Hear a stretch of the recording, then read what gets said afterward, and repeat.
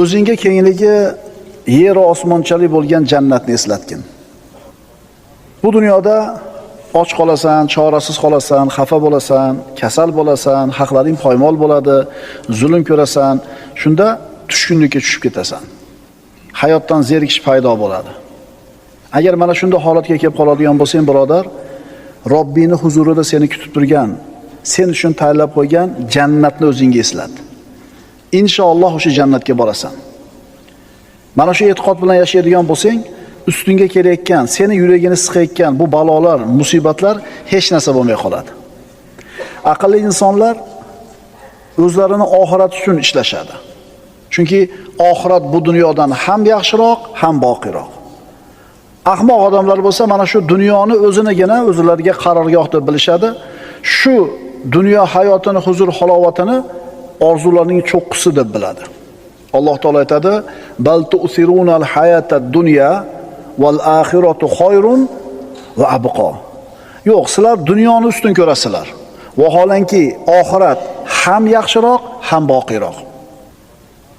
Birodar, dunyodan zerikkan bo'lsang, muammolardan to'ygan bo'lsang, ko'ngling sovib ketayotgan bo'lsa hayotdan, seni oxiratda kutib turgan jannatni eslat. Shunda bu musibatlarning hech narsa bo'lmay qoladi. Musibatga eng besabr odamlar kimlar bo'ladi? Ayni oxiratda unutganlar, oxiratdan umidi bo'lmaganlar. Chunki mana shu dunyoni ichida dunyoda bo'lishadi. Ularning ko'ziga faqatgina shu dunyo hayot ko'rinadi. Undan boshqa narsani tasavvur qilish olmaydi. Undan boshqa dunyo haqida fikr qilmaydi. Ular shu dunyoni o'zida huzur halovatni xohlaydi. Alloh azza va jalla yaratgan narsalar, mana siz bilan biz dunyoyimizda. Har bitta yaratgan narsani ziynati bor va shu narsani orqasida maqsad bor. Har bitta yaratilgan narsani ziynati bor va maqsadi bor. O'simliklar, ularning ziynati bargi va guli. Lekin maqsadi nima? Maqsadi nima? Doni va mevalari. Kiyimlar, uni ziynati rangi, fasoni, shakli, uzunligi, kaltaligi. Lekin maqsadi nima undan? Avratni yopishligi. Dunyo hayoti, birodarlar, buni ham Alloh taolo yaratdi. Uni ziynati boylik, farzandlar, oltin kumushlar, uylar, qimmatbaho ulovlar. U ziynati dunyoni. Lekin maqsadi-chi? Iymon va solih amal. Dunyoni turgan bitgani ziynat. Dunyoni turgan bitgani ziynat, lekin undan ko'zlangan maqsad ibodat. Shuning uchun kim asosiy maqsadni unutib qo'ygan bo'lsa, faqatgina ziynati bilan ovora bo'lib qoladi, natijada ziyonga uchraydi. Ana shu dunyoni ziynati degan, dunyoda matohlari qo'lingdan ketib qolsa, birodar, siqilma. Chunki maqsad ziynat emas. Maqsad ziynat emas. Maqsad iymon, ibodat, solih amal. Astagfirullah. Inna ja'alna ma 'alal ardi zinatan laha linabluwahum ayyuhum ahsanu amala. Sizlarni ichingizda qaysinilar chiroyliroq amal qilishlarini sinashlik uchun yerdagi bor narsani ziynat qilib qo'ydik. Dunyoni turgan bitgani ziynat. Nima uchun? Sinash uchun. Liyabluwakum ayyukum ahsanu amala. Qaysinilar chiroyliroq amal qilishlarini bilishligimiz uchun. Oyatni qarang. Va inna la ja'iluna ma 'alayha sa'idan juruza. Hech shubha yo'qki, mana shu yerda ustidagi hamma zebi ziynatlarni sip-silliq, qup-quruq qilib yo'q qilib qo'yadigan ham bizimiz, deyapti. Demak, dunyoni ziynati uni matohlari. Lekin dunyodan ko'zlangan maqsad nima? Iymon, taqvo, solih amal. Endi ana shu ziynati hisoblangan dunyoda ozgina matoh qo'lingdan ketib qolsa, siqilma, birodar. O'zingga nimani eslat? Jannat deb jina sabr qil, ozgina sabr qil, jannatga borasan. Dunyo ishi seni qiynagan bo'lsa, g'aming, darding, musibating ko'paygan bo'lsa, o'zingga oxiratni eslat, birodar. Bu dunyoni o'tkinchi ekanligini yodingga ol, shunda ishing oson kechadi. Ko'plagan oyatlarda mana shu dunyoning ziynatiga aldanib qolishlik qanchalar achinarli hol ekanligini Alloh bayon qilgan Qur'onda. Astagfirullah. Va ma hadihil hayatud dunya illa lahwun va la'ib va inna ad-daral akhirata lahiyal hayawanu law kanu ya'lamun. Bu dunyo hayoti faqat bir nafaslik o'yin kulgudir. Agar ular bilsalar, oxirat diyorigina mangu hayot diyoridir. Agar faqat dunyoni o'zi bilan ovora bo'layotgan johillar ko'zlaridan shu pardani olib tashlab olganida, abadiy hayot haqida, abadiy ne'mat haqida, qasrlari haqida xabar berilgan vahiyga quloq tutgan bo'lar edi. Payg'ambarimiz sollallohu alayhi vasallam bu dunyoning ne'matlari bilan jannatdagi ne'matlarni taqqoslab berganlar. Aytganlarki, mawdi'u sawtin fil jannati khayrun minad dunya va ma fiha. Dunyoda ham matoh bor, hovlilar bor, bog'lar bor, uchastkalar bor, xullas dunyo matohi, hovlisi. Rasululloh aytibdilar, jannatda bir qamchi tegadiganchalik joy. Qamchini yerga bir urdingiz, qancha chizadi yerni. Ana shu qamchini uchi tegadiganchalik joy jannatdagi joy. Dunyo va undagi hamma narsadan afzal. Shuning uchun arzimagan dunyo matohi qo'lingdan ketsa, arzimagan dunyoning huzur halovati sen qo'lingdan ketib, yuraging siqilib, hayotdan to'ydirib yuborayotgan bo'lsa, o'zingga nimani eslat? Jannatni eslat. Vallohi jannat juda ham qadrli narsa. Haqiqatan siz bilan biz mehnat qilib, kurashib, jiddiy jahd qilishga arziydigan narsa. Bilasizmi jannatda nimalar bor? Nimalar yo'q? Kasallik yo'q, kiyimlarda chirib ketishi yo'q, o'lim yo'q, qarilik yo'q, abadiy yoshlik, ichi tashi ichidan ko'rinib turadigan xonalar, ko'z ko'rmagan, quloq eshitmagan ne'matlar, ovozi musiqa bo'lgan ohu ko'z hurlar. Prosta tasavvur qilib ko'ringlar, ovozi muzika bo'ladi. Quloq eshitmagan, ko'z ko'rmagan, insonning aqli bovar qilmaydigan ne'mat. Ana shu narsani o'zingga eslat, birodar. Sabr qilib o'tib ketasan, 40 yil yashadi, yana qancha bor, Xudo biladi. Salqini kengligi 100 yillik masofaga teng bo'ladigan daraxtlar. Uzunligi, kengligi 60 mil bo'lgan chodirlar. Tinimsiz oqib turadigan daryolar, sutli daryolar, asalli daryolar, may sharobli daryolar. Baland qasrlar, mevalar yaqin bog'lar, ko'tarilgan so'rilar, tizib qo'yilgan qadahlar, terib qo'yilgan yostiqlar, to'shab qo'yilgan gilomlar, xursandchiligi mukammal bo'lgan joy, shodligi ulkan bo'lgan maskan, xushbo'y hidlari 500 yillik masofadan kelib turadigan joy, vasfi ulug', Allohning diydori ko'riladigan joy jannat. Mana shu narsani o'zingga eslat. Ozgina sabr qil, o'tib ketasan. Bizga nima bo'ldiki, ana shu oxirat diyori haqida fikr qilmay qo'yamiz. Bizga nima bo'ldiki, shu dunyoda arzimagan matohi bizni ko'nglimizni cho'ktirib tashlaydi. Birodar, hayotdan zerikkan bo'lsang, g'amlar to'yg'izgan bo'lsa, joningdan to'yib ketib dod deging kelayotgan bo'lsa, o'zingga jannatni eslat. Endi Alloh taoloning huzuridagi ne'matlar. Birodarlar, u ne'matlarning sanog'i yo'q, miqdorining chegarasi yo'q. Abadiy yoshlik, abadiy sog'lik, abadiy qasrlar, bog'lar nihoyasi yo'q. Rosa puling ko'paydi, 60 ga kirganingda, 50 ga kirganingda. Hamma yo'qing bor, o'sha qarisan o'sha sen. Pakrishkani yangisini qo'yganing bilan qo'lsa o'tirgan, hadavoy to'kilgan, faralar xira, yog'i yapti korobka, stuk bor motorda, to'rtta pakrishkani yangi qo'yganing bilan o'zing tugading-ku. Unga yo yetasan yo yetmaysan, lekin sen oxiratni o'ylaginda abadiy yosh bo'lasan. Erkaklar 33 yoshda bo'ladi erkaklar. Ayollar 18 yoshda bo'ladi. Hech kim qarimaydi. Uyga ketish kerak degan g'am yo'q. O'tirgan joying seni vataning, o'tirgan joyi maskaning. Ko'p yeb qo'yibman, qonnim olib ketdi no'shpabga. Suvni ko'p ichib qo'yibman, uxlamadim kecha, unaqa gap yo'q birodarlar. Shuning uchun dunyodan zerikib, hayot seni siqib to'yg'izgan bo'lsa, o'zingga shu jannatni eslatgan. Aqlingni ishlatib ko'r birodar, fikr qil. Qaysi hovli uchun ishlashlik to'g'ri bo'ladi? Qaysi hovlini g'amini qilishlik to'g'ri bo'ladi? O'zingga jannatni eslat. Hayotdagi musibatlar sening uchun yengil bo'lib qoladi. Modomiki sabr bilan, iymon bilan, qanoat bilan yashar ekansan, jannat seniki bo'lar ekan. Modomiki shunday ekan, bu musibatlar nima degan narsa? Payg'ambarimiz sollallohu alayhi vasallam aytadilar, jannatga jannatilar kirganda nido qiluvchi nido qiladi. Ey jannat ahli, sizlar bu yerda yashaysizlar, hech qachon bu yerdan chiqmaysizlar. Abadiy tirik bo'lasizlar, hech qachon o'lmaysizlar. Doim sog'lom bo'lasizlar, hech qachon kasal bo'lmaysizlar. Doim yosh bo'lasizlar, hech qachon qarimaysizlar. Ne'matlarda doimiy bo'lasizlar, hech qachon baxtsiz bo'lmaysizlar. Ketgin kelib ketdimi? Endi savol. Kiramikinman jannatga?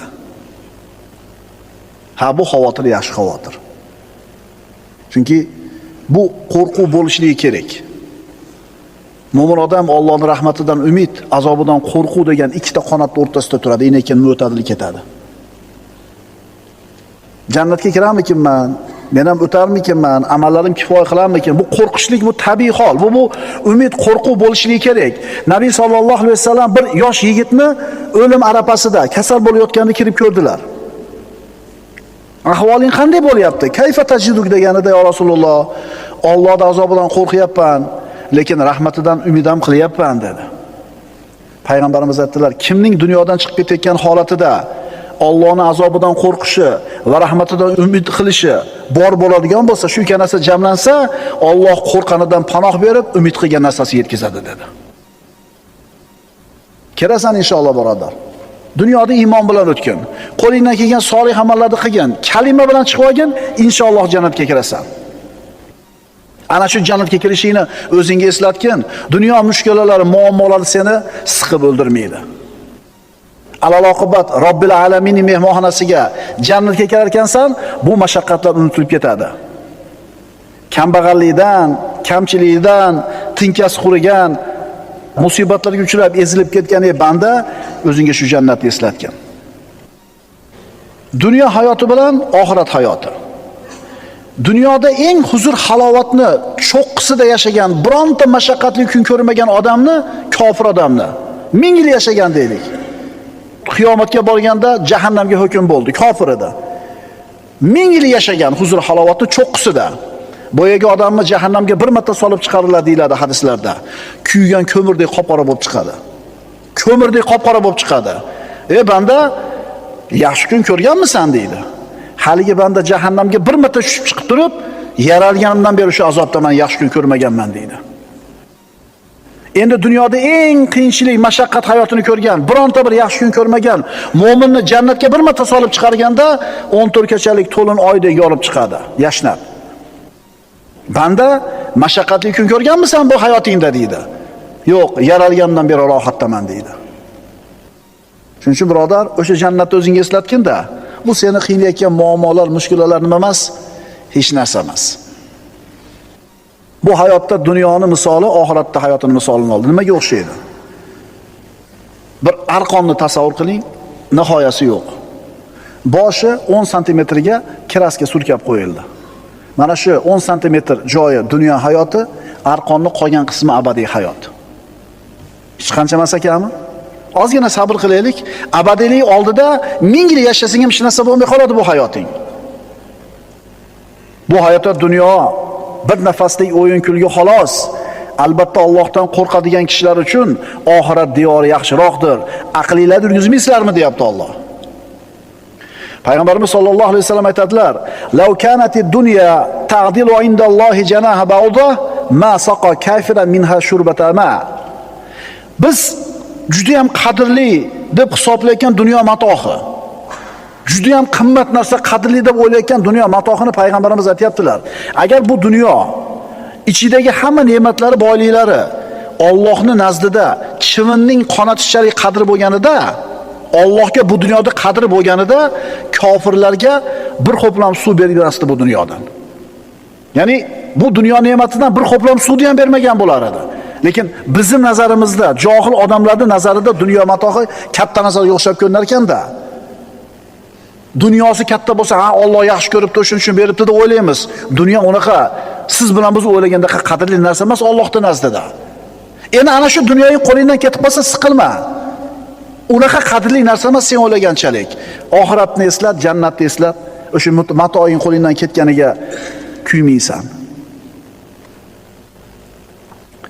Bu dunyoning yana bir o'zgachaligi, dunyoning bir ajoyib xususiyati bor.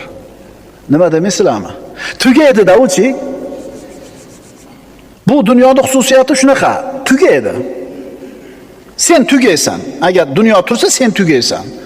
Shuni tez-tez unutib qo'yamiz. Shundan keyin jazoga tushib ketamiz-da. Bu xususiyati nima edi? Boy ham kambag'al ham bo'ladi, musulmon ham kofir ham bo'ladi, zolim ham mazlum ham bo'ladi, shoh ham gado ham bo'ladi. Bu dunyo tugaydi, birodar. Bu dunyo shu o'lim bilan tugaydi. Boyni boyligini ketkazadi, kambag'alni kambag'alligini ketkazadi. Zolimni zulmini ketkazadi, mazlumni mashaqqatiga chek qo'yadi. Huzur halovatdagi kayf safoda yashayotgan odamni mana shu narsalarni olib ketadi. Shuning uchun tez-tez o'zingga o'limni eslatib tur. Undan keyin sen boradigan, inshaalloh sen boradigan jannatni o'zingga eslat. Birodar, bir kun tug'ilding, bir kun ketasan. Seni hayoting safar. Tug'ilish degan bekatdan boshlandi safaring. Qabr degan bekat bilan tugaydi. Endi shu ikkala bekatni orasida qaysi o'rindasan? O'rtaroqdamisan yo oxirroqdamisan? Uni bilmaysan. Boshidamisan, o'rtamisan? Xabaring yo'q. Buni faqat Alloh biladi. Eng yomoni nima? Ana shu arzimagan dunyo matohi ketganiga siqilib, ustingizga dunyo mashaqqat kelganda siqilib, bo'g'ilib, o'limni esdan chiqarib turgan paytingizda to'satdan o'lim kelib qolishi eng xatarli narsa. Eng yomon narsa shu. Bir solih kishi aytadi, agar menga bugun kechki paytga borib o'lasan desa, amalimga hech narsa qo'sha olmayman deydi. Nima degani bu? Agar kechki payt o'lasan desa, amalimga hech narsani qo'sha olmayman men deyapti. Nima degani bu? Chunki amalini imkon darajasida qilib yuribdi, qo'sha olmaydi. U tayyor o'limga. Hozir desa ham ketaveradi u. Biz u ertaga bir hafta yashaysiz desa, hamma ish tashlab ibodatga kirishamiz. Chunki amallarimiz ozda. Birodarlar, o'lim faqatgina jasad hayotining oxiri. Jasadimiz hayotining xotimasi, ammo abadiy hayotning muqaddimasi. Shuning uchun birodar, o'zingga tez-tez oxiratni, kengligi osmonlar yerdan keng bo'lgan jannatni eslatib tur. Bizni boradigan joyimiz o'sha, inshaalloh. Jannatga kiramanmi, kirmayman, birodar? Robbing haqida yaxshi gumonda bo'l. Jannatga kirasan inshaalloh. Shafaat bor. Payg'ambar sollallohu alayhi vasallamning shafaatlari bor. Bir banda mo'min dunyoda iymon bilan o'tgan, lekin gunohlari ko'p. Do'zaxga hukm qilindi. Do'zaxga olib kirib ketayotganda, do'zaxning eshigidan o'tib ketayotib turib, ostonasiga borib, kirib ketayotib turib, orqaga bir o'girib qo'yiladi deyiladi. Orqaga qarab qo'yar ekan, xuddi bir oxirgi, to'xtatinglar deyishini kutgandaqa. Shunda Alloh taolo to'xtatinglar dedi malaikalarga. To'xtatishadi. Ey banda, nimaga orqaga qarading? Parvardigor, sen haqingda meni gumonim bunaqa emas edi. Seni bunaqa qiladi deb o'ylagan emasman men. Nima deb o'ylagansan? Ha, meni kechirib jannatga kirgizadi deb o'ylaganman deganda, to'xtatinglar, kirgizinglar jannatga buni deydi. Kirasan inshaalloh jannatga. Faqat iymon bilan yasha, iymon bilan o't. O'zingga jannatni eslat. Dunyoda mushkulalarni unutishing juda ham oson bo'ladi. O'limdan hech kim qocha olmaydi. O'lim hech kimni tan olmaydi. Hech kimga fursat bermaydi. Namrud zo'r hayot kechirdi. Oqibati nima bo'ldi? Namrud yer yuzidagi eng katta podsholardan bo'lgan. Ibrohim alayhisalom davridagi kofir podshoh. Qani hozir u? Ketdi. Firavun o'zining zamonasidagi eng qudratli podshohlardan. Dunyoviy maishati zo'r bo'lgan Firavunni. Oqibati nima bo'ldi? Shuning uchun birodar, jannatga kirishlik uchun amal qilib qol. Robbingga qo'shni bo'lish uchun amal qilib qol. Salamun alaykum bima sabartum fa ni'ma uqbaddar. Jannatga kirganda malaikalar aytadi, sabr toqat qilib o'tganlaringiz sababli mana shu maskan jannatda sizlarga tinchlik, osoyishtalik bo'lgay va bu naqadar yaxshi diyordir. Birodar, bu dunyoda och qolsang, chorasiz qolsang, xafa bo'lsang, dardga chalinsang, haqlaring poymol bo'lsa, zulm ko'rsang, joningdan to'yib ketsang, sabr qil. O'zingga jannatni eslat. Robbing huzurida seni kutib turgan jannatni o'zingga eslat. Inshaalloh jannatga borasan. Agar mana shu e'tiqod bilan yashasang, zararlaring foydaga, balolaring esa. Shuningdek, sizlarni o'rta, adolatli bir millat qildik. Birodarlar, dinimiz vasatiyya dini. O'rtacha yo'lni tutadigan din. Ifrot ham yo'q, tafrit ham yo'q. Bu dinda bo'sh qo'yib yuborish ham yo'q, bir yo'li qatirib tashlashlik ham yo'q. Alloh taolo Qur'onda aytadi, astagfirullah, va kazalika ja'alnakum ummatan vasata. Shuningdek, sizlarni o'rta bir millat qildik. Adolat, o'rta yo'lni tutishlik. o'rtacha bo'lishlik. Adolatni aql ham, shariat ham talab qiladi. Adolat nima? Chuqur ham ketmaslik, beparvo ham bo'lmaslik. Kamchilikka ham yo'l qo'ymaslik, oshirib ham yubormaslik. Adolat nima? Adolat har bitta haq egasining haqqini ado qilishlik. Har bir narsani asl qiymati bo'ladi. Har bir narsaga uni asl qiymatini berish kerak. Oshirib ham yubormaslik kerak, kamaytirib ham yubormaslik kerak. Biz hayotimizda juda ko'p ishlar bor, siz bilan bizni o'rab turgan. Uning ichida muhimlari bor, unchalik muhim bo'lmaganlari bor. Birinchi o'rinda turadiganlari bor, ikkinchi o'rinda turadiganlari bor. Mana shu har bitta narsani o'zini haqqini, o'zini qadrini bilsak, o'zini o'rniga qo'ysak, siz bilan biz albatta saodat topamiz. Biz uchun eng muhim bo'lgan ishlar nima? Iymonimiz, tinchligimiz, sog'ligimiz, farzandlarimizning tarbiyasi, ilm ma'rifat o'rganishlik, ilm ma'rifatli bo'lishlik. Undan keyingi ishlar, ikkinchi darajali ishlar nima? Kiyimingiz rangiga to'g'ri kelishi, mashinangiz polirovkasini tekis turishi. Bu ikkinchi darajali narsalar. Har bir ishda o'rtacha bo'lish kerak. Hayotda bo'layotgan ishlarga biz munosabat bildirayotganda hissiyotlarimizni jilovlab olishimiz kerak. Bizni tilda aytganda emotsiyaga berilmaslik kerak. Insonni saodatini yo'q qiladigan narsalardan bittasi his-tuyg'ularga berilib ketishlik. Hissiyotga oshiqcha berilib ketishlik. Bolangizga doim qattiq qo'l bo'lsangiz ham bo'lmaydi. Doim yumshoq muomala qilsangiz ham bo'lmaydi. Ikkalasini teng ushlashlik kerak bo'ladi. Shuning uchun birodarlar, kim baxtli hayotni xohlasa, hissiyotini, ehtiroslarini jilovlab olishligi kerak. Roziligi-yu g'azabida, quvonchi-yu qayg'usida adolatni ushlash kerak. Chunki sodir bo'layotgan hodisalarga munosabatlarda haddan oshishlik, chegaradan chiqishlik nafsga zulm bo'lib qoladi. Shuning uchun o'rtachaligini lozim tutish kerak. Mana shu to'g'ri yo'l bo'ladi. Yana bir marta o'qib beraman. Muhabbatni ko'zi ko'r, nafratni ham ko'zi ko'r. Shariat ham o'lchovni yo'lga qo'ygan, hayot ham birodarlar adolat ustiga qurilgan. Havoyi nafsiga bo'yinsinib, hissiyotiga berilib ketgan, hissiyotiga egilib qolgan insonlar hech qachon joni tin olmaydi. Bunaqa odamlar aql xushi bilan, fikr mulohazasi bilan ish yuritmaydi. Bunaqalar hissiyotini talabiga ko'ra ish ko'radi, emotsiyasi bilan. Agar bunaqa odamlar hissiyotini, emotsiyalarini jilovlay olmaydigan bo'lsa, ana shu hissiyotiga berilib ketib ish qiladigan bo'lsa, qanaqa holatlar bo'ladi, bilasizmi? Ana shu hissiyoti qaynab turgan paytda o'ylamasdan gapirib qo'yadi. Masalan, taloqda.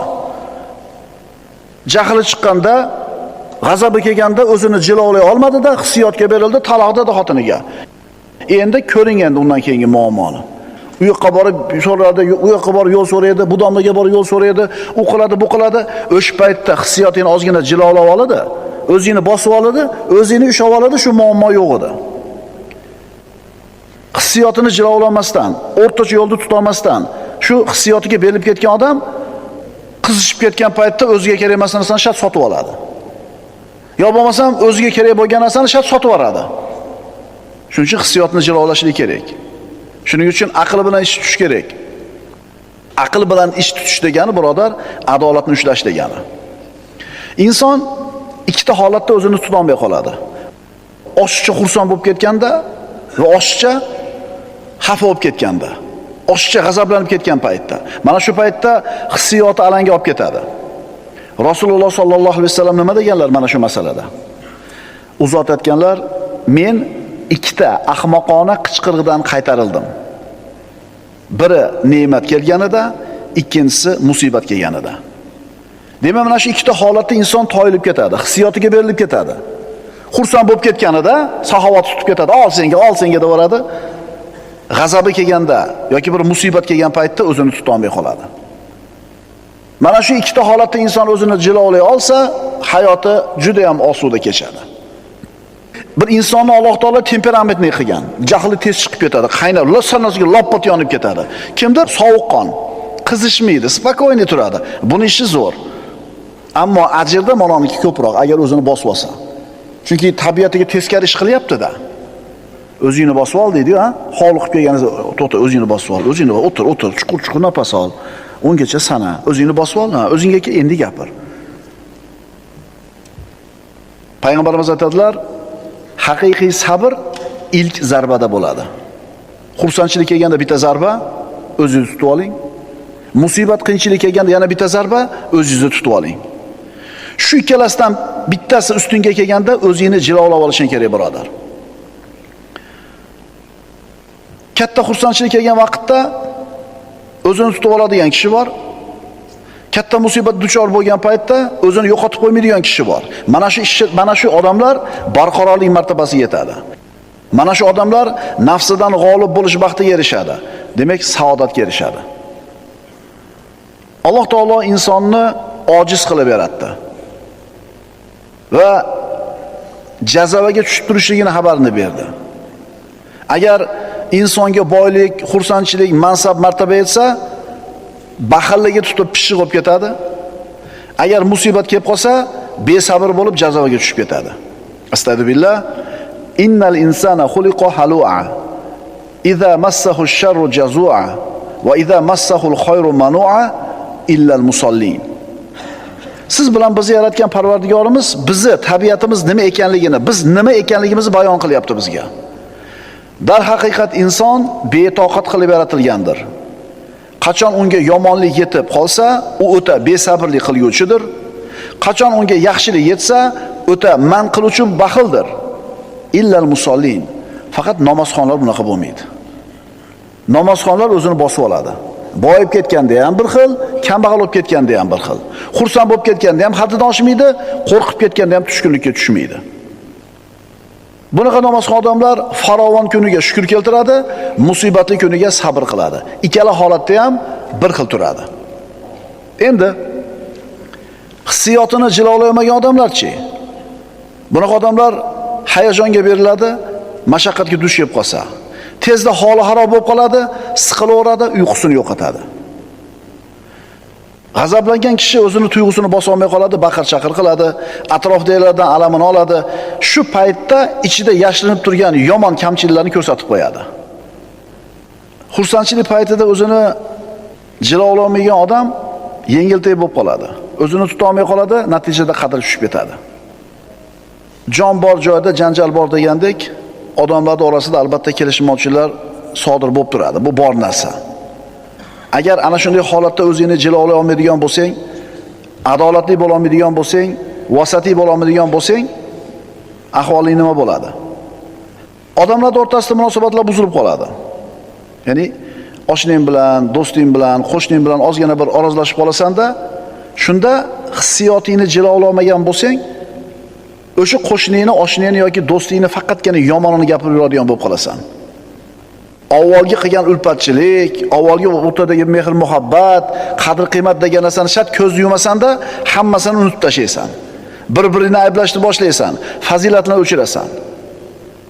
Aytdik-ku, muhabbatni ko'zi ko'r, nafratni ham ko'zi ko'r. Yaxshi ko'rgan odamingizni faqat fazilatini ko'rasiz. Yomon ko'rgan odamingizni faqat aybini ko'rasiz. Agar biz aytayotgan shariat bizdan talab qilgan vasatiy yo'lda turadigan bo'lsangiz, ha, to'g'ri sizni xafa qilib qo'ydi hozir. Lekin avvalgi qadr qiymati ham bor-u, zaslugalari bor-u. 20 yil ulfat bo'lgansiz. Endi ona odam kelib turib yomon deb qo'ysalar, yomon deb turib olasizmi?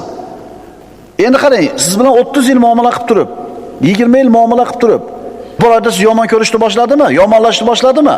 Demak, u sizga ulfat bo'lishga loyiq odam emas. Narqi past odam ekanda, 30 yildan beri tanirding-ku meni deysiz-da.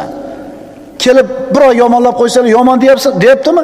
Demak, u siz bilan muomala qilishga arziydigan odam emas. Esdan chiqaravering. Xursand bo'ling, Alloh taolo narx qilib qo'yibdi unaqa odamni siz oldingizdan. Bo'ladimi, bo'lmaydimi? Chunki agar inson aqlini ishlatmasa, fikr mulohazaga yon bermaydigan bo'lsa, haqni yo'qotib qo'yadi. Chunki aytdik, muhabbatni ko'zi ko'r, nafratni ham ko'zi ko'r. Ammo o'zini hissiyotlarini jilovlagan odam, vasatiy yo'lni ushlagan odam shoshilmaydi, aqli bilan ish yuritadi, holatni old orqasiga qaraydi, to'g'ri xulosa chiqarishga harakat qiladi. Mana shu birodni yaxshi ko'rib qolish, yomon ko'rib qolish masalasida Nabiy sallallohu alayhi vasallamning hadislari bor. Imom Termiziydan. U zot aytadilar: "Ahbib habibaka hawnamma." Do'stingni o'rtacha yaxshi ko'rgin. Bir kun kelib, u seni dushmaningga aylanib qolishi mumkin. Dushmaningni o'rtacha yomon ko'rgin, ehtimol bir kun u do'stingga aylanib qolishi mumkin. Bu nima degani? Hamma ishingda o'rtacha bo'l degani. Yaxshi ko'rasan, o'rtacha yaxshi ko'r. Yomon ko'rasan, o'rtacha yomon ko'r, chunki o'zgarib qolishi mumkin holat. Alloh taolo aytadi: "Astagfirullah, asallohu an yaj'ala baynakum va baynal ladina a'adaytum minhum mawadda, vallohu qodir, vallohu g'afurur rohim." Ehtimol Alloh siz bilan sizlar dushmanlashib yurgan kimsalar o'rtasida bir do'stlikni paydo qilib qo'yar. Alloh qodir, Alloh mag'firatli, mehribondir. O'rtacha bo'lishlik kerak. Musibat kelganda jazoga tushish ham o'rtacha, xursandchilik kelganda unga quvonish ham o'rtacha. Ammo havoyi nafsiga bo'ysungan, hissiyotiga tamomiyy bo'ysunib qo'ygan odamlarning nazarida voqea hodisalar kattalashib boraveradi. Shuning uchun bular to'g'ri fikr yuta olmay qoladi. Ularda qalbida gina kudarat, har xil o'y-xayollar, adovatdan iborat dahshatli janglar sodir bo'ladi. Va bunaqa odamlar doimiy suratda xayollar va vahimalar ichida kun kechiradi. Bularning nazarida hamma ularga qarshi dushman. Hamma unga nisbatan fitna uyushtirayotgandek tuyulaveradi. Ko'rish olmaydi bizni deydi. Sen kimsan, seni ko'ra olmagani? Bizni ko'ra olmaydi, bizga hasad qiladi. Nima bor sen hasad qiladigan? Yahsabuna kulla sayhatin alayhim. Har bitta qichqirig'ini bizga kelayotgan balo deb qabul qilaveradi. Seni borligini bilmaydi ham odamlar o'zi aslida. O'zingga bahoni katta berib, hammani o'zingga nima deb bilasan? Dushman deb bilasan. Demak, bu odamlar shu vasatiylikdan, biz aytayotgan shariat talab qilgan vasatiylikdan chiqib ketgan. Holatga, voqealarga, hodisalarga to'g'ri fikr bildira olmaydi. Chunki bir tomonga og'ib ketgan bu odamlar. Hamma unga nisbatan fitna uyushtirayotganga o'xshab tuyulaveradi. Butun dunyo senga qarshi, hamma seni poylab turibdi. Shuning uchun doimiy vasvasada, xavotirda. Bunaqa odamlar hech qachon saodatli kun kechirmaydi. G'amdan, qo'rquvdan iborat pardasi ko'zing oldidan hech qachon ko'tarilmaydi. Ko'ngling xotirjam bo'lsin, birodar. Hissiyotga berilma. Seni qo'rqitadigan, vahimaga soladigan noxush xabarlar keladigan bo'lsa, bir narsani aniq bilgin.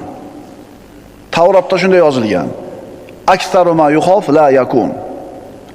Odatda odamlar sodir bo'lishidan qo'rqib vahima qilayotgan ishlarning ko'p qismi bo'lmaydi. Qaytarib beraymi? Odamlar unday bo'lar ekan, bunday bo'lar ekan deb vahima qilayotgan ishlarning ko'pi odatda bo'lmaydi.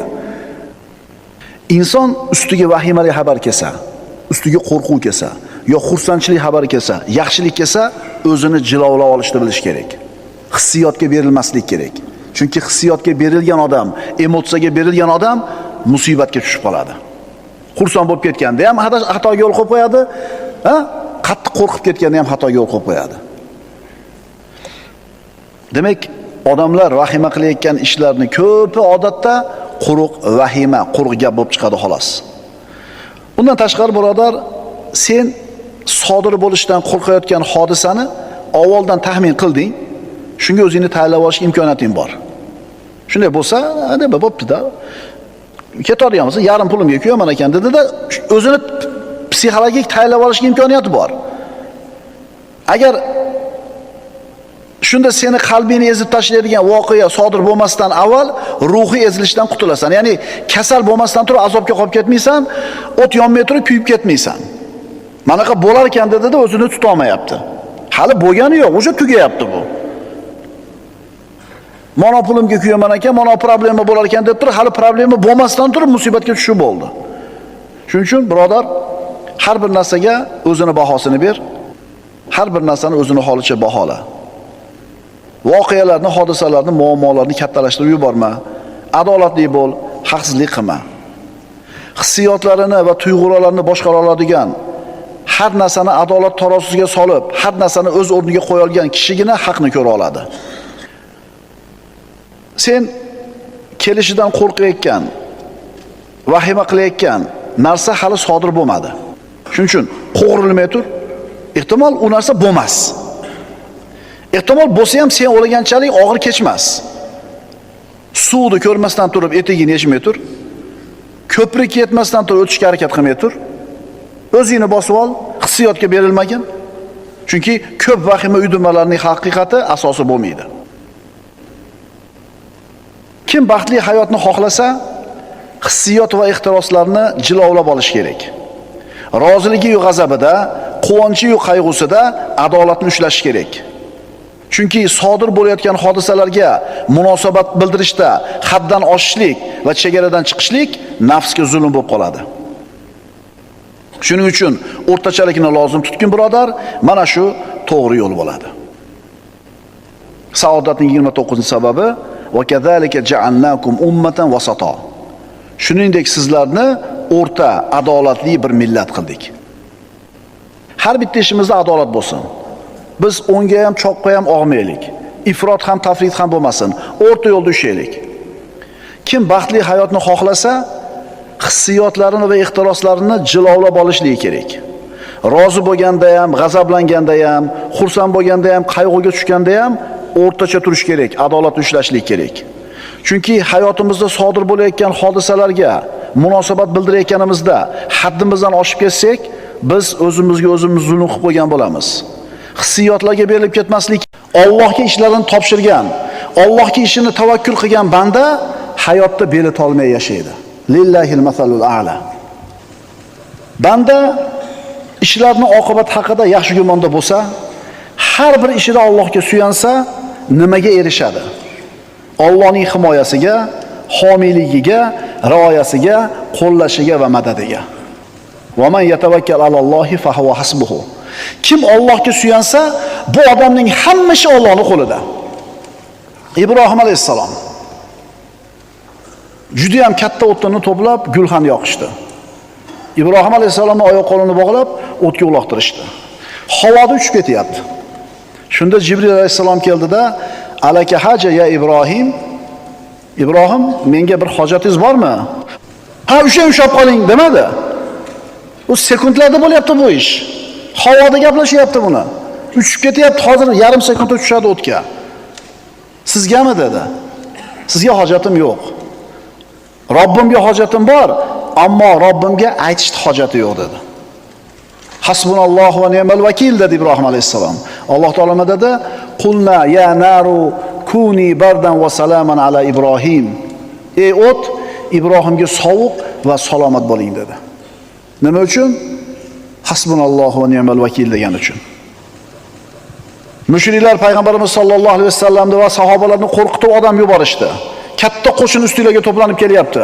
Bu Uhud g'azotidan keyinlar, 3 kun o'tib. Rasulullohni qo'rqitgani, sahobalarni qo'rqitgan odam yuborganda Rasululloh aytdilar: "Hasbunallohu va ni'mal vakil." Bizga Allohning o'zi kifoya, u vakillikka o'ta loyiqdir. Natija qanaqa bo'ldi? Shu oyatning davomini qarang. Fanqalabu bi ni'mati minallohi va fadl. Bas ana shu yurishdan biron noxushlik yetmay Allohning ne'mati va fazli bilan qaytdilar. Birodar, hasbunallohu va ni'mal vakil deyishni o'rgan. Yuragingdan chiqsin, ishonib turib ayt. Odam bolasi dunyoda yashar ekan, albatta xavotirga, mashaqqatga, vahimaga, qo'rquvga duch keladi. Bularning hammasini oldida sobit turishlikka insonning toqati yetmaydi. Chunki inson ojiz, inson zaif qilib yaratilgan. Va xuliqal insonu doifa. Inson ojiz qilib yaratilgan. Demak, inson ojiz. Ammo u Robbisiga tavakkul qilsa, Alloh meni qo'llaydi deb iymoni komil bo'lsa, ishini Allohga topshirsa, holi tamomiy yaxshi tomonga o'zgaradi. Kelayotgan qo'rquvlar, hodisalar, voqealar, halokatlar bandani ezib qo'yadi. Shunda unga bitta yo'l qoladi. Hasbiyallohu va ni'mal vakil deydi. Meni hisobim Allohning qo'lida, u naqadar zo'r vakildir. O'zi shu bir musibat tayda qolgan odamni boshqa nima chorasi ham bor? Nima chorasi ham bor? Agar birodar haqiqiy mo'min bo'ladigan bo'lsang, yolg'iz o'zini o'ziga suyan. Alloh taolo aytayapti: "Va alallohi fatawakkalu in kuntum mu'minin." Agar sizlar mo'min bo'lsanglar, Allohning o'ziga suyaninglar. Akangizga emas, tanishingizga emas, pulingizga emas, qandaydir kuchliroq aloqalaringizga emas, Allohga suyaning. Agar mo'min bo'lsangiz, Shart qo'yapti. In kuntum mu'minin. Agar mu'min bo'lsanglar. Mana tarixni qarasangiz, Allohga tavakkul qilishlikni misollari to'lib yotibdi. Allohga haqiqiy tavakkul qilganlarda Alloh qanday qo'llaganini qarang. Hojar ona emiziklik Ismoil o'g'li bilan Bakkada qoldi. Ibrohim alayhisalom qo'yib ketdi, Allohga tavakkal deb qoldi. Hasbunallohu va ni'mal vakil dedi Hojar ona. Ojiza ayol, qo'lida emiziklik bolasi, hali Makka shahri yo'q, sahro. Shunday qo'yib ketaverdi. Qolaverdi. Idan lan yuzayyana. Alloh bizni zoya qilmaydi dedi. Nima berdi Alloh taolo Hojar onaga? Zamzamni berdi. Musa alayhisalom onasi, u ham ojiza, zaif ayol. Firavun hukm qilgan, Banu Isroildan tug'ilgan har bitta o'g'il bolani, o'g'il chaqaloqni so'yilsin. Istab yurib uymi-yur so'yishgan. Qanaqa bir sharoiti bor, qanaqa bir chorasi bor bu ojiza ayolni. Daryoga borib, sevatga solib oqizdi. Hasbunallohu va ni'mal vakil dedi. Nima bo'ldi? Firavunning qasriga borib, Firavunning bolasidek katta bo'ldi. Mana shu Musa alayhisalomni qatl qilishlik uchun chaqlangan qilichlar, pichoqlar, hanjar, nayzalar Musa alayhisalomning himoyasida, xizmatida turdi. Onasini uyiga olib borib keladigan bo'ldi, Firavunning xonadonining bolasi bo'lganligi uchun. Chunki Alloh taologa birodarlar, qiyin narsani o'zi yo'q. Shuning uchun birodar, agar qiylangan bo'lsang hayotda, mashaqqatlar ezib tashlagan bo'lsa, dod devorgin kelayotgan bo'lsa, shu muammodan chiqishni xohlaysanmi? Albatta xohlaysan. Unday bo'ladigan bo'lsa, hamma narsani ishi, hukmi o'zini qo'lida bo'lgan Allohga topshirishingni, uni o'ziga tavakkul qil. Seni shioring hasbunallohu va ni'mal vakil bo'lsin. Allohni o'zi kifoya bizga, u vakillikka o'ta loyiqdir. Puling ozayib ketdi, davlating kamayib ketdi, qarzga botib qolding. Hasbunallohu va ni'mal vakil degin.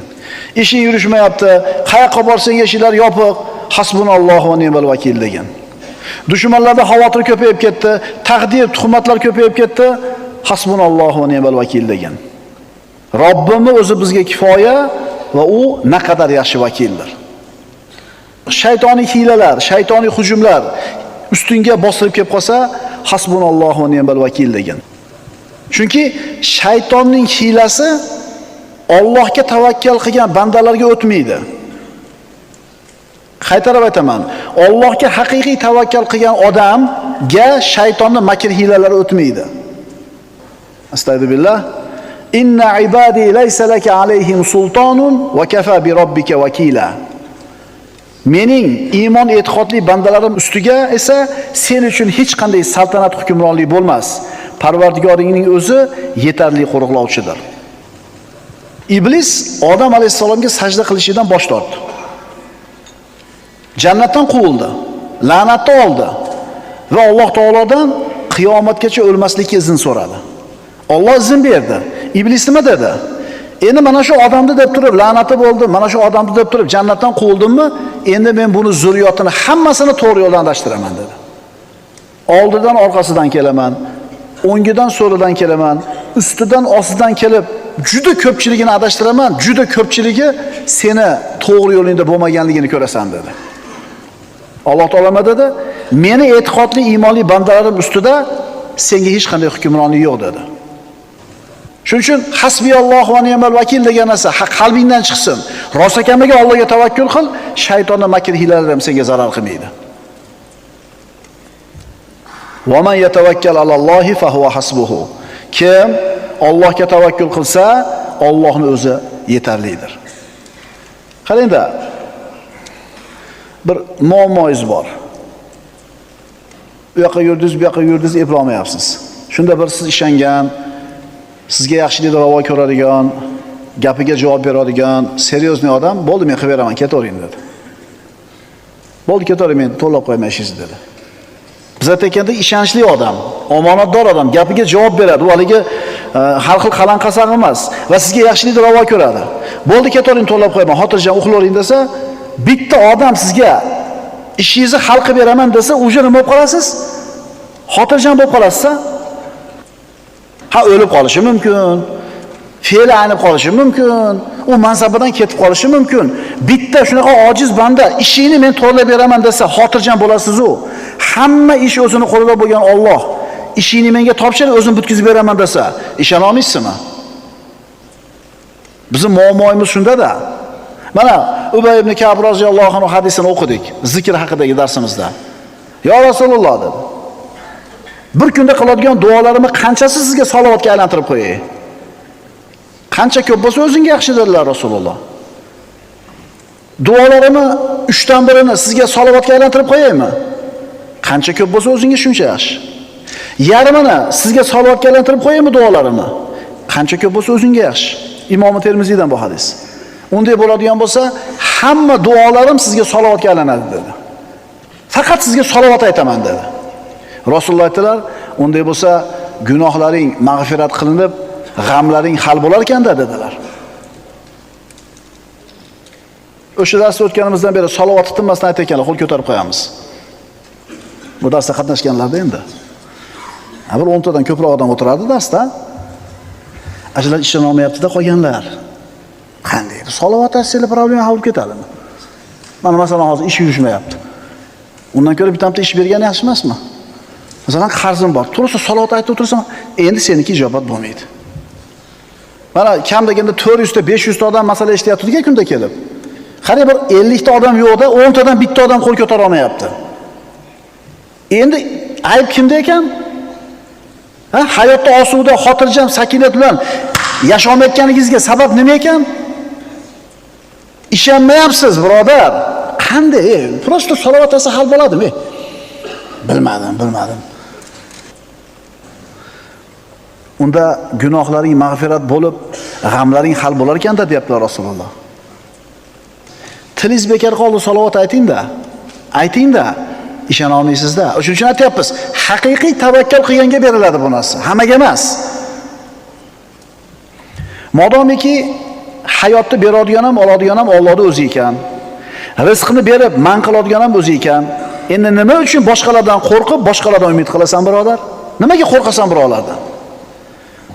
Ustingga kelayotgan ko'p g'am va tashvishlar, birodar, anduqlar nima sababdan kelyapti bilasanmi? Sen hech ham o'ylamagansan bu narsani. Gunohlar deysizlar, taqvoimiz yo'qligi deysizlar, namozga beparorligimiz deysizlar, lekin bu narsani bilmaysizlar. Nimaga shu muammolar kelyapti bilasizmi? O'zingga o'xshagan odamdan umid qilishliging, o'zingga o'xshagan bandaga suyanishliging, unga laganbardorlik, unga tilg'onmalik qilishliging. Shu sababdan ustingga musibatlar keladi. Odamga suyanganligi uchun problema keladi ustingga. Bunaqa qilma birodar. Chunki u sen umid qilib, undan yaxshilikni umid qilib, undan foyda kelishini umid qilib, unga sen laganbardorlik qilayotgan odam ham senga o'xshagan odam. U ham ojiz banda. Shuning uchun Allohni o'zidan umid qil, faqat Allohni o'ziga suyan. Shunda ko'p muammolardan qutulasan. Psixologik muammolardan, ta'madan, laganbardorlikdan, patqalimlikdan va nimadan? Puldor odam kasal ikki bo'kilib turadi. Pisand qilmaydi senda qani. Sen Allohdan kutgunda, senga mansabdormi, puldormi bir xil bo'ladi. Tekkiz muomala qilasan. Qimmat mashinada, qimmat kiyim bilan kirib kelsa, qimmat telefon bilan. U savdo qilsa, qilmasa qulluq qilasiz, aka keling deysiz. Prosta ko'rib chiqib ketadi. Endi bunday qo'li kaltaroq, yupurroq odam kelib turib, sizga palon pulli savdo qilsa ham bunday turasiz sizning oldida. Yana bir muhim narsa, inson bir narsaga erishishligi uchun sabablarni qilish kerak. Sen maqsadingga yetishlik uchun ikkita sabab kerak senga. Bittasi asliy sabab, bittasi tayin qilingan sabab. Asliy sabab, tayin qilingan sabab. Asliy sabab bu Allohning xohishi. Tayin qilingan sabab sen qilishing kerak bo'lgan ishlar. Shu ikkalasi bo'lsa, seni maqsading ro'yobga chiqadi. Qog'ozni kuyishiga olov sabab. Ko'katni o'sishiga suv sabab. Qon oqishiga pichoq sabab. Kunni isishiga oftob sabab. Bular bor yo'g'i sabab. Qaranglar. Olov, suv, pichoq, oftob sabab. Bular biz xohlayotgan ishni qilib bera olmaydi. Balki u narsani Allohning xohishi beradi. Dalil. Ibrohim alayhisalomni yoqib yuborishlik uchun mushriklar katta gulxan yoqishdi. Sabab bor. Oyoq qo'lini bog'lab otishdi. Sabab bor. O'tga tushdi. Kuydimi? Demak, o't kuydirmas ekanda, Allohning xohishi kuydirar ekan. O't bor yo'q nima ekan? Sabab ekan. Ibrohim alayhisalom o'zining o'g'li Ismoil alayhisalomni qurbonlikka yotkizdi. Oyoq qo'lini bayladi, yuzini yerga tegizdi, tomog'iga pichoqni qo'ydi, tortdi. Ismoil alayhisalom so'yilish uchun hamma ish qilindi. Pichoq kesdimi? Demak, pichoq kesmaydi ekan. Allohning xohishi kesar ekan.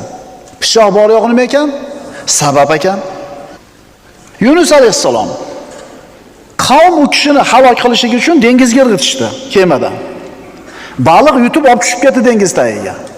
Dengizda tagi, baliqning qorni, havo yo'q. O'lishlik uchun hamma sabab qilindi.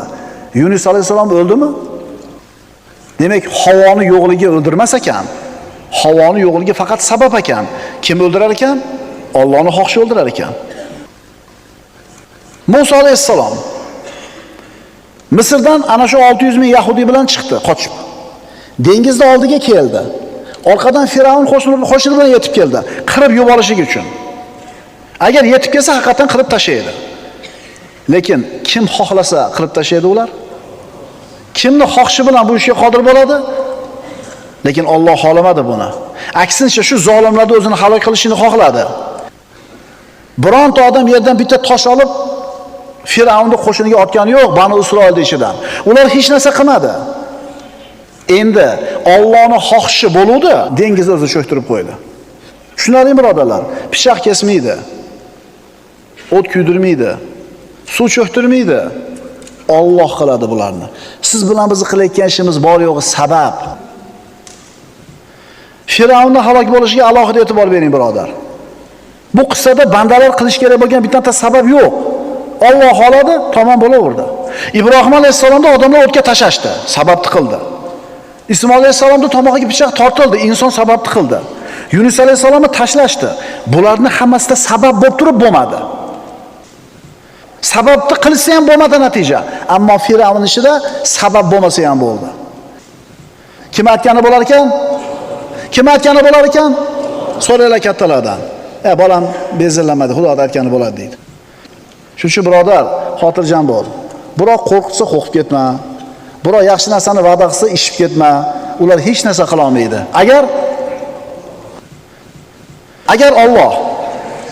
Agar Alloh bir ishni xohlasa, sababni ham kerak yo'q ekanmi? Astagfirullah. Innama amruhu iza arada shay'an an yaqulu lahu kun fayakun. Alloh bir ishni xohlasa bo'lishini, shu ishga bo'l deydi, bo'ladi. Sabab ham kerak emas. O'shuning uchun Allohdan qolmang birodar. Allohga tavakkul qiling. Qoida. Bandani saodatga yetaydigan eng katta narsa, eng katta sabab Allohga tavakkul qilish. Suyanish, uni himoyasi bilan chegaralanish. Binobarin, birodar, Allohga suyanishing, Allohga tavakkul qilishing qanchalar kuchli, quvvatli bo'lsa, seni saodating ham shunga yarasha bo'ladi. Agar Allohga suyanishni bilmasang, Alloh bilan himoyalanishni bilmasang, shunga yarasha baxtsiz yashayverasan. Chunki Alloh taolo aytadi, astagfirullah, ala inna awliya Allohi la xawfun alayhim va la hum yahzanun. Xoliq subhanahu va taolo aytayapti. Siz bilan biz yaratgan zot aytayapti. Bizni nima baxtsiz qilish, nima baxtsiz qilmasligini biladigan zot aytayaptiki, ogoh bo'linglar. Ogoh bo'linglar. Albatta Allohning do'stlariga biron xavf va xatar yo'qdir va ular g'amgin bo'lmaslar. Inson Allohning do'sti bo'lsa, tavakkul qilib turib, unga g'am, qayg'u bo'lmaydi dunyoda. Qo'rqma birodar. O't kuydirmaydi, pichoq kesmaydi, suv cho'ktirmaydi. Agar buni Alloh xolamagan bo'lsa. Shuning uchun biroq qo'rqsa, ishingni olib qo'yaman desa, do'koningni olib tashlayman desa, va desa, qo'lingdan kelgan sabablarni qilgin u, hasbunallohu va ni'mal vakilda. Xotirjam bo'l. Bu yoq nima bo'ladi? Allohning aytgani bo'ladi. Birov senga foyda keltira olmaydi agar Alloh xolamasa. Birov senga zarar yetkaza olmaydi agar Alloh xolamasa. Shuning uchun seni yuragini siqadigan bir xavotirli xabar kelsa, Seni qo'rqitadigan bir so'z kelgan bo'lsa, hasbunallohu va ni'mal vakil degan. Payg'ambarimiz sollallohu alayhi vasallam Abdulloh ibn Abbosni o'zining uloqlariga uchqashtirib olib, yosh bola ekan, bir qancha narsalarni o'rgatdilar. Ya g'ulam inni uallimuka kalimat. Ey bola, men senga bir qancha so'zlarni o'rgataman. Allohning haqlarini saqlagin, Alloh seni saqlaydi. Alloh aytganda bo'l, Alloh saqlaydi. Allohning haqlarini saqlagin, uni doim qarshingda topasan. Qachon muammoing bo'lsa Alloh hal qilib beradi. Agar so'rasang, Allohdan so'ra, ko'mak tilasang, Allohdan tila va bilginki, butun ummat senga biron bir foyda yetkazish uchun jamlansa, ular senga faqatgina Alloh yozgan foydani keltira oladi. Butun ummat. Agar butun ummat senga zarar yetkazishlik maqsadida to'plansa, ular Alloh yozganidan oshiqcha zarar yetkaza olmaydi. Chunki seni ustingga keladigan yaxshi yomon kunni yozgan qalam ko'tarildi, sahifalar quridi, ish bitdi. Abu Bakr Siddiq Rasululloh sollallohu alayhi vasallam bilan hijrat qilib, Savr g'orida o'tirishar edi. Rivoyatlarga qarasak, o'rgimchak to'r solib qo'ydi. Bir kaptar kelib yotib oldi shu yerga. Mushriklar o'shigacha chiqishdi. Qarang, bironta sababni foyda qilmadi. Rasululloh hijrati uchun 10 ga yaqin sababni qildilar. Shimolga qaramay yurmasdan janubga qarab yurdilar. Kechasi chiqdilar, qo'ylar izlari bilan tuyanisini yopishdi, g'orga kirib 3 kun o'tirishdi. Hamma sababni qildilar, ammo bu sabablardan bittasi foyda qilmadi. Quraysh baribir topib chiqdi shu yerga. Chiqishdi, Abu Bakr Siddiq va Rasululloh sollallohu alayhi vasallam ularning oyog'ini ko'rib turishibdi. Shunda Abu Bakr Siddiq yig'iladi. Nima yig'layapsiz, Abu Bakr? Ya Rasululloh, agar hozir oyog'ini tagiga qarasa ko'rib qolardi dedi. Robbisining va'dasiga tamomiy iymoni komil bo'lgan Muhammad sallallohu alayhi vasallam, haqiqiy tavakkulchilarning ustozi bo'lgan Muhammad alayhisalom, ya Abu Bakr, ma zannuka bi ithnayn Allohu salisuhuma dedi. Uchinchi she'riga Alloh bo'lgan ikkita odam haqida qanaqa gumondasiz dedi. O'rgimchakda to'r to'sdimi? Dunyodagi eng nafis parda shumi? Eng nafis to'siq shumi? Alloh xolodi shu o'rgimchakda to'ri sabab bo'ldi. Ammo payg'ambarimizning qilgan hech qaysi sababi foyda qilmadi. Shuning uchun birodar, seni sababing maqsadingga yetkazmaydi. Allohning xohishi yetkazadi. Allohning xohishi qachon bo'ladi senga foydasi? Hasbunallohu va ni'mal vakil desang. Qarangda, shu yerda bitta sabab qoluvdi. Rasulullohga va Abu Bakr Siddiqqa. Bitta sabab qoluvdi. Qaysi sababni qilish kerak edi ular? Oxirgi sababida nima edi? Allohning va'dasiga ishonib jim o'tirish edi. Oxirgi sababni ham qildi, Alloh taolo saqladi. G'orda oldin qaytib ketishdi. Shuning uchun birodar, hamma hisob-kitobni qilasan. Svet o'chib qolsa dvijok, mikrofon ishlamay qolsa mana bu, ona qori kelmay qolsa mana bu. Hamma sabablarni qilding, bar bo'lmadimi? Endi nima deyishing kerak? Nima deyish kerak shunda? Alloh shuni taqdir qilgan ekan, bo'ldi. Biz sababini nima qildik? Xotirjamisiz? Haqiqiy tavakkalchi qanaqa bo'ladi? Mana endi shu savolni so'raylik o'zimizdan. Men har safar hasbiyallohu va ni'mal vakil, hasbunallohu va ni'mal vakil deyapman, Allohga tavakkal deyapman. Men haqiqiy tavakkulchimanmi? Haqiqiy tavakkalchi inson qanaqa bo'ladi? Sababni puxta qiladi. Xuddi tavakkal qilishni bilmaydigan odamdaqa faqat sababni qiladi. Keyin sabablarni zo'r qilib qo'ygandan keyin sabab qilmagan odamdaqa Alloh o'zingga topshirdim deydi. Haqiqiy tavakkulchi qanaqa bo'ladi? Sababni zo'r qildi. Keyin sababni qilmagandaqa Allohga tavakkal dedi. Endi undan keyin qanaqa ish bo'lsa ham endi u rozi. Shu odam haqiqiy tavakkulchi. Hamma sababini qildimi odamlar? Tavakkalni ham qildimi odamlar? Bar bo'lmadi-yu. Sen tavakkalchi emas ekansan. Chunki haqiqiy tavakkulchi qanaqa natija bo'lsa ham undan rozi bo'ladi. Endi so'rayinchi o'zingizdan, siz haqiqiy tavakkulchi ekansizmi? Shuning uchun ulamolar aytishadi, tavakkul 3 xil bo'ladi.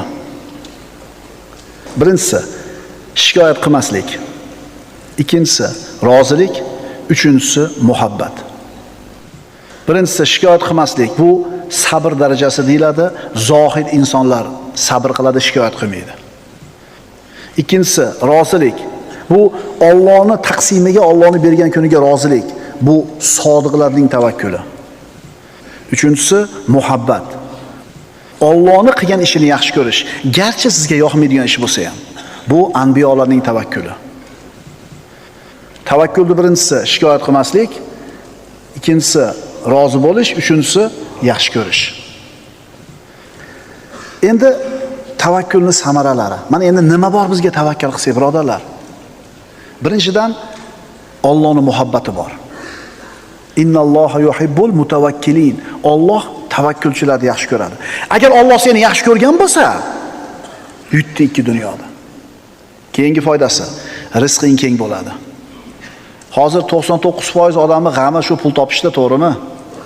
Ha? Pul topishda. Rasululloh aytadilar, agar sizlar Allohga haqiqiy tavakkul qilganinglarda, Alloh sizlarning rizqinglarni xuddi qushning rizqini bergandek berar edi. Qush ertalab uchib chiqib ketadi, qorni och, kechki payt albatta qorni to'q keladi. Och qolmas ekan qush, birodarlar. Uni hunari yo'q, do'koni yo'q, sababi yo'q, uchib chiqib ketishinglar bor. Qush albatta qorni to'yib kelar ekan. Agar sizlar chinakamiga haqiqiy tavakkul qila olsanglar, qushni qornini to'yg'izganda to'yg'izadi Alloh deyapti. Tavakkulning yana bitta samarasi, shaytonning vasvasasidan omonda bo'lasan. Hamma qo'rqib bo'layotgan ishlardan vahimaga tushganda xotirjam turasan. Innahu laysa lahu sultonun alal ladina amanu va ala robbihim yatawakkalun. Albatta iymon keltirgan va yolg'iz Allohga tavakkal qiladigan zotlar ustida shayton uchun hech qanday saltanat yo'q. Vasvasadan omonda bo'lasan. Jannatga behisob kirasan. Payg'ambarimiz aytadilar, meni ummatimdan bo'lgan 70 ming kishi bor, ular jannatga hisob kitobsiz kirib ketadi. Sahobalar, ular kimlar yo Rasululloh deyishdi. U zot javob berdilar, o'zlarini kuydirmagan, kuydirib davolamagan, ruhiya qildirmagan va Allohga tavakkul qilganlar dedi. Haqiqiy tavakkul qilgan odam jannatga hisob kitobsiz kiradi deyapti Payg'ambarimiz sollallohu alayhi vasallam. Tavakkulning yana foydalaridan insonni azizlikka boshlaydi. Chunki meni ishim Allohning qo'lida. Alloh rizqimni yetkazadi. Alloh foydani ham, zararni ham o'zi beradi degan odam xo'jayin uni xor qilsa ko'tarmaydi. Biroq qo'rqitsa qo'rqmaydi. Alloh rizqni bitta eshigini yopsa, ikkinchisini ochadi, shat izzat nafsi bilan chiqib ketaveradi. Kim Allohga suyansa, bas albatta Alloh g'olib va hikmatlidir. Tavakkulning yana samaralaridan haqiqiy tavakkul qilayotgan bo'lsang, bu seni qalbingda iymonni chin rost ekanligini dalili bo'ladi. Va alallohi fatawakkalu in kuntum mu'minin.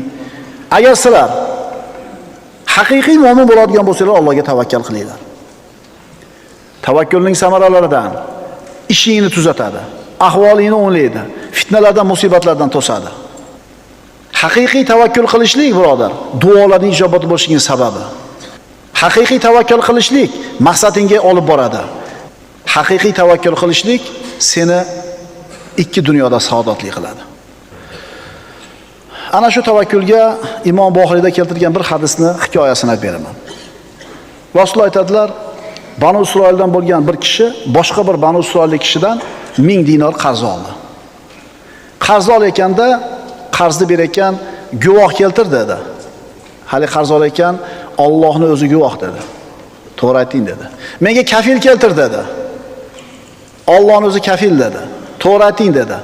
Ma'lum vaqtda berishlikka 1000 dinorni qarz qilib berdi. Haligi odam molni oldi, dengizga o'tirib ketdi. Tijorati bilan.